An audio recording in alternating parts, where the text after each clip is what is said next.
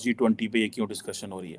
तार साहब, क्या ये पाकिस्तान का डबल स्टैंडर्ड नहीं है कि जब यूएई और बाकी मुस्लिम वर्ल्ड जो है वो इंडियन ऑक्युपाइड कश्मीर के अंदर इन्वेस्टमेंट करता है तब तो बोलते नहीं है, G20 की समिट पे ये बोल रहे हैं, एक बात। और दूसरा, क्या पाकिस्तान ने G20 के मुल्कों को फर्दन फर्दन ये कहा है कि आप वहां पे ना जाएं या वहां पे रोकें? सऊदी अरब को ही रोक ले, वहां वो G20 का मेंबर है। टर्की को रोक ले, पता चले कि भाई हमारी डिप्लोमेसी कितनी काम कर रही है। आप कैसे देख रहे हैं? एक तरफ पाकिस्तान में जो जुडिशरी है वो बैठ गई है, 8 जजों ने सुना है, कल वो कह रहे हैं कि हमने जो पार्लियामेंट ने लॉ बनाया उसको रिव्यू करना है। इधर फॉरेन पॉलिसी पे ब्लंडर हो रहे हैं, मुस्लिम वर्ल्ड हमारी बात नहीं सुन रही। तो ये डायरेक्शन फाइनेंशियली जो है वो आपको पता है सागदार अमेरिका नहीं आ सके। So how do see this developing regional and ये जो डोमेस्टिक अनसर्टेनिटी जो आप देख रहे हैं सर? देखिए, मैं चीमा साहब, जो कश्मीर में इस वक्त जो चीजें चल रही हैं, मैं उसके एक पूरा वो इसका बैकग्राउंड भी बताना चाहूंगा कि एक तो ये पहले ही अनाउंस था कि उन्होंने ये कश्मीर के अंदर करना है, और बल्कि जो G20 के सारे थे उनको उन्होंने सारा स्प्रेड किया था भारत के अंदर, मुख्तलिफ रीजन्स के अंदर उनकी मीटिंग करनी थी। ये कोई नई बात, कोई सरप्राइज नहीं है। लेकिन पाकिस्तान की तरफ से मैं ये बताना चाहूंगा कि पाकिस्तान हर चीज के ऊपर जो है वो अपनी ग्रिप लूज करता नजर आ रहा है। इमरान खान दौर से पाकिस्तान आइसोलेशन में है, और उसके बाद जो इस वक्त दुनिया में नए ब्लॉक बन रहे हैं रशिया और चाइना के, उसमें दोबारा पाकिस्तान इज नोवेयर समवेयर। बल्कि जो मैं समझता हूं नए ब्लॉक बन रहे हैं ईरान के साथ, रिलेशनशिप चाइना के ठीक होने से Pakistan is going to lose their leverage with China at the same time.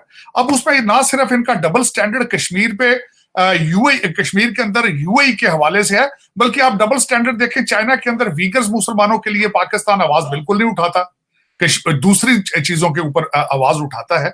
लेकिन इस वक्त अगर देखा जाए तो जो पाकिस्तान के अंदर पॉलिटिकल इंस्टेबिलिटी और जो फाइनेंशियल क्राइसिस चल रहे हैं, इनकी बेसिस पे आप क्या समझते हैं लोग इनकी बात सुनेंगे? क्योंकि पाकिस्तान इस वक्त हर मुसलमान कंट्री से, हर दूसरे मुल्क के सामने हाथ फैला के बैठा है, और जो मांगने वाला आपके दरवाजे पे आए रोजाना सुबह शाम जो मांगने, उसके कहने पे आप कितनी तवज्जो देंगे? और वही हालात हैं पाकिस्तान के। फॉरेन पॉलिसी ना होने के बराबर है। जो मरासला खान साहब ने जो लहराया था, उसने मेरा ख्याल है पाकिस्तान की फॉरेन पॉलिसी के उसको कहते हैं last nail in the coffin. लेकिन ये कि मैं दूसरी दो बातें बताना चाहूंगा जो इस वक्त बड़ी काबिल फिक्र है, मैं समझता हूं हर पाकिस्तानी या पाकिस्तानी गवर्नमेंट को सोचना चाहिए। जितनी यूएई वहां पे इन्वेस्टमेंट कर रहा है, जो भारत कश्मीर के अंदर इंफ्रास्ट्रक्चर के ऊपर प्लान कर रहा है, जो नए मंसूबे बना रहा है, आप अपने कश्मीरियों को क्या जवाब देंगे? वहां पे यूएई बहुत बड़ी माल बना रहा है, वहां पे हॉस्पिटल बनाए जा रहे हैं, मेडिकल कॉलेजेस बनाए जा रहे हैं। अभी रिसेंटली भारत ने वहां एक बहुत बड़ा ब्रिज बनाया रेलवे का, वो एक सड़कों का जाल बिछा रहे हैं वहां पे। आप अपने कश्मीरियों को क्या जवाब देंगे? आप उनको क्या बताएंगे जब दूसरी तरफ दूध की नहरें होंगी और यहां आप दहशतगर्दी का रोना रोएंगे?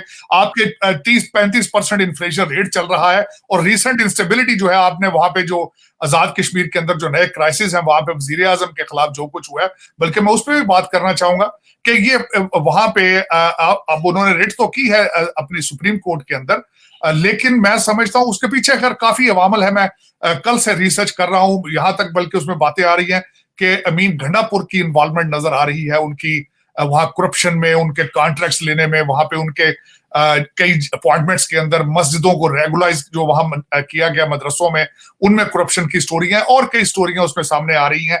लेकिन जो मैं समझता हूं आजाद कश्मीर के वजीर आजम को जुडिशरी की तरफ से हटा के आपकी शहबाज शरीफ साहब को भी सिग्नल भेजा गया है, और दूसरा सिग्नल इमरान खान साहब को भी भेजा गया है कि आप आप रियासत से टक्कर लेंगे तो रियासत विल बाउंस बैक, रियासत विल रिस्पॉन्ड।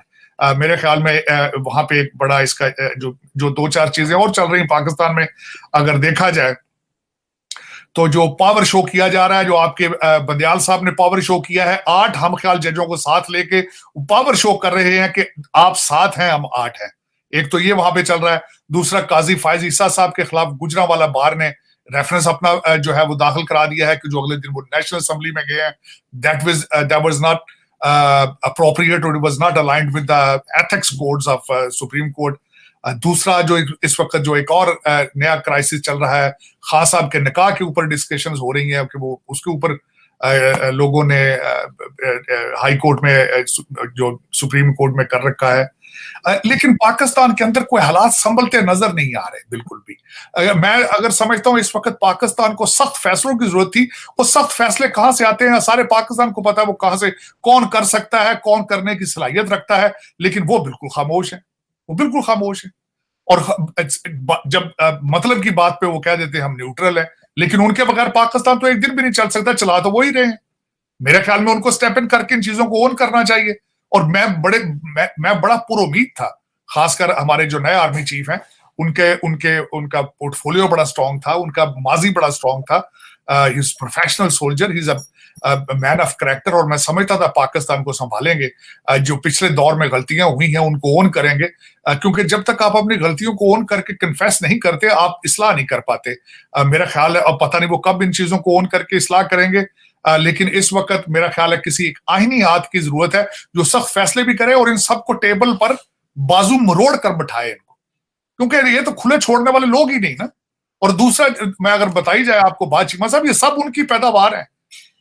हमारी जो तीसरी कुव्वत है वो इन सब के बाप है। भुट्टो से लेकर हमारे खान साहब तक, कंटेनर के ऊपर जिन्होंने बिठाया था, उनको चाहिए कि अब इनको कंटेनर से उतार लें, इनको उतार के उनको टेबल पर बिठाए, उनके कहें बेटा जी अब बस अनफ इज अनफ। वो बच्चा जब कई दफा चीखता है ना, कहता डैडी ना, कभी बाप को ठुडे मारता है, मुझे ये ले दो, कभी कहता है ये ले दो, कभी बाप की कमीज फाड़ता है, तो बाप को चाहिए वो थप्पड़ दो लगा के उसको बंदे का पुत्र बानो, बथेरी हो गई, बड़ी खेडा खेडी होगी, बह जाओ, मुल्क उड़ने लगी, उड़ के हालात बहुत खराब चल रहे।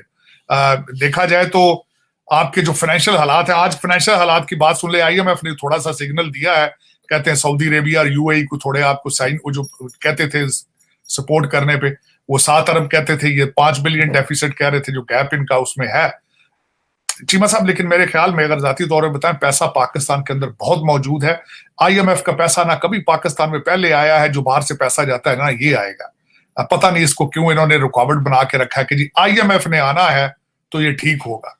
आप CPEC को खा गए पी गए सरकार, 26 बिलियन डॉलर का CPEC का आप खाकर आपने ढकार भी नहीं मारा, आपने ढकार भी नहीं मारा। और पता है सब लोगों को पता है, आपने रिसेंटली गोला बारूद यूक्रेन को बेचा है, वो भी पैसे आए हैं। आप और भी चाइना ने भी पैसे आपको दिए हैं, वो किधर गए सारे? जो आटा आप लोगों को दे रहे हैं वो तो खाने के काबिल ही नहीं है, वो तो जानवरों को डालने वाला है। अगर आप कहें कि हम आटा दे रहे हैं वो सारे पैसों का, जो चाइना से पैसा आया, पैसा तो आ रहा है बाहर से, हम मुसलसल ले रहे हैं, आ रहा है पैसा, अब और भी मजीद आएगा तो कहां जाएगा वो? पाकिस्तान पहुंचेगा भी नहीं वो तो सिर्फ मैं आपको बताता हूं, आपकी जो रूलिंग एलीट है, इनके बच्चों की ट्यूशन फीसें और इनके प्रोजेक्ट जो रुके हुए हैं दुबई और लंदन में, उनको वो पाया तक मील तक पहुंचाएंगे। यहाँ पे तो मारा मारी है, यहाँ पे आपके DNA में, आपके बोन मैरो के अंदर करप्शन घुस चुकी है, उसके खिलाफ आपको ऑपरेशन की जरूरत है, लेकिन वो पता नहीं कौन करेगा, मेरी समझ से बाहर है। लेकिन उसके बगैर गुजारा नहीं है आपका। आपको रेट ऑफ गवर्नमेंट के बगैर हुकूमतें चलती नहीं है, मुल्क नहीं चलते, कंट्रीज नहीं चलते जब तक आप रेट ऑफ गवर्नमेंट ना हो, लॉ एंड ऑर्डर ना हो। जब तक ये जो आजकल आपके अदालतें कर रही है, ये लॉ एंड ऑर्डर थोड़ी है, ये तो पॉलिटिक्स हो रही सारी। 51,744 केसेस है सुप्रीम कोर्ट के, उन्होंने पता ही नहीं, वो इलेक्शन कमीशन बन के बैठे हैं, वो कहते हैं पैसे जमा करा कर रसीदें ले आओ, सारा दिन बैठ के लल्ले तल्ले कर रहे हैं। इस तरह थोड़ी होता है। बल्कि चीमा साहब मैं एक और बात ये कहूंगा, कौम को मेरे ख्याल में पता होना चाहिए कि कौम को ये जजेस यहां तक पहुंचे किस तरह है। यस, हर जज का पोर्टफोलियो बताना चाहिए कौम को कि ये किसने भर्ती किया था। मैं शायद आपको याद होगा, बड़ा अरसा पहले कहता था ये चौधरी जुडिशरी, इफ्तिखार चौधरी साहब की मूवमेंट में जिसने 2 थप्पड़ खाए थे वो जज बन गया। जिसने मार रोड लाहौर के ऊपर जिस वकील का सर फटा था पुलिस के डंडे से, वो हाईकोर्ट का जज बन गया, वो प्रमोट हो गए जाए यार, उनसे क्या एक्सपेक्ट करेंगे? यही है ना, ये जो आज जो हो रहा है यही हो रहा है। फिर उतो भणूजे जवाइयां दी गेम है, भणूजियां दी गेम है, सालियां दी गेम है। पूरे पाकिस्तान में ये गेम मशहूर हो चुकी है, साले बहनोई और सास ससुर की। और उसके और मारा एक माफिया ऑर्गेनाइजेशन, माफिया बन चुका है, और अरबों का 300 अरब का भी अभी पंजाब की गवर्नमेंट जो पिछली है उस पर इल्जाम है, 300 अरब रुपए का, थोड़ा सा नहीं, 300 अरब रुपए। और वो कहते हैं कि हमारे पास फाइलें मौजूद हैं, हमारे पास, लेकिन अरेस्ट ईद के बाद कहते करें, क्योंकि वो कहते हैं कि हमने भी ईद करनी है, इन्होंने भी ईद करनी है, तो सुकून के साथ कर लेते हैं। जल्दी भी क्या है, पाकिस्तान कौन सा कहीं जा रहा है, कहते 300 अरब रुपये ना, चेंज मनी लोग, it's big deal, not a big deal, IMF से और मिल जाए क्या फर्क पड़ता।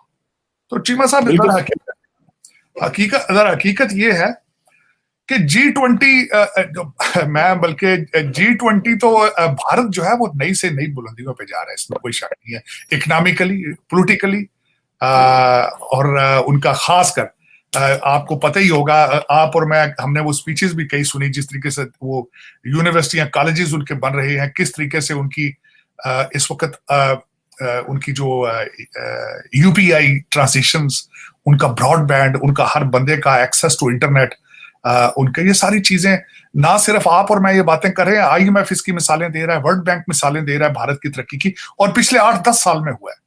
मुझे अभी याद है, आज से तकरीबन हफ्ता पहले मोदी साहब ने एक स्पीच में कहा था कि ये 8 साल का सफर है, 8 साल के अंदर डिजिटल इंडिया उन्होंने बनाया, मेक इन इंडिया, यहाँ पे एक कैंपेन चलाई थी उन्होंने, हर टीवी चैनल पे आती थी, made in India, make in India. तो ये हकीकत, ये कौमें जब चलती हैं तो कौमियत का कॉन्सेप्ट सबसे पहले होना चाहिए, जो कि पाकिस्तान में बिल्कुल भी नहीं है। लूट मार का बाजार है उसमें। अब देख लें आप कि आज यहाँ पे वर्ल्ड बैंक और IMF की स्प्रिंग मीटिंग्स चल रही हैं और डार साहब नहीं आए यहाँ पे, अफसोस की बात, अफसोस।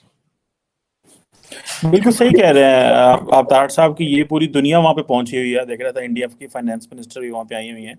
तारड़ साहब, ब्रैड शर्मन है, एक कांग्रेसमैन है अमेरिका में, उन्होंने एक लेटर लिखा है अमेरिकी secretary of state Antony Blinken को, और उन्होंने लेटर लिखा है, उन्होंने कहा जी पाकिस्तान में डेमोक्रेसी बड़ी खराब है, टूटी बची डेमोक्रेसी है, मुंह चिब्बा है, ये है वो है। और इमरान खान के सपोर्टर जो हैं, पाकिस्तान के साबिक वज़ीर आज़म इमरान खान के सपोर्टर, वो उनकी कॉल्स अरेंज कराते हैं इमरान खान को। सो इमरान खान इस्लामाबाद में बैठ के या लाहौर में बैठ के, अमेरिका में, कैलिफोर्निया में और कांग्रेस में जो है वो उनके जो लोग वहाँ बैठे हैं, उनके जरिए अमेरिकी हुकूमत पे प्रेशर डाल रहे हैं।